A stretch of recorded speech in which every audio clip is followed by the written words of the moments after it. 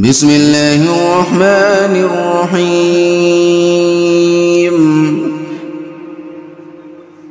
عما يتساءلون عن النبأ العظيم الذي هم فيه مختلفون كلا سيعلمون ثم كلا سيعلمون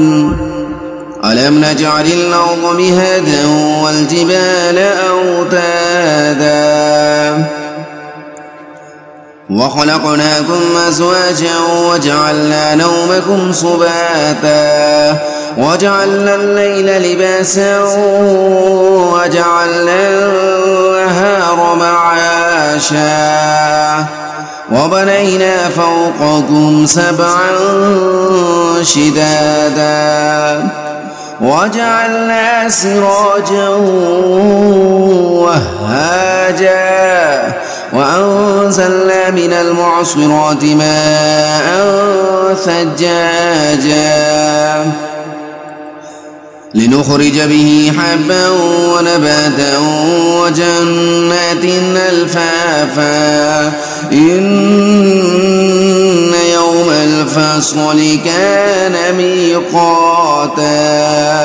يوم ينفخ في الصور فتأتون أفواجا وفتحت السماء فكانت أبوابا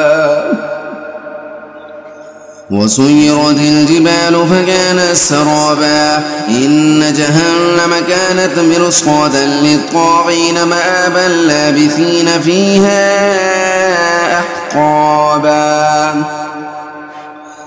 لا يذوقون فيها بردا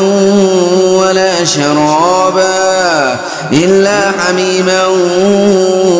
وغساقا جزاء وفاقا إنهم كانوا لا يرجون حسابا وكذبوا بآياتنا كذابا وكل شيء أحصيناه كتابا فذوقوا فلن نزيدكم إلا عذابا إن للمتقين مفازا حدائق وأعنابا وكواعب ترابا وكأسا دهاقا لا يسمعون فيها لغوا ولا كذابا جزاء من ربك عطاء حسابا رب السماوات والأرض وما بينهما الرحمن لا يملكون منه خطابا يوم يقوم الروح والملائكة صفا لا يتكلمون إلا من أذن له الرحمن وقال صوابا ذلك اليوم الحق فمن شاء اتخذ إلى ربه مآبا إنا أنذرناكم عذابا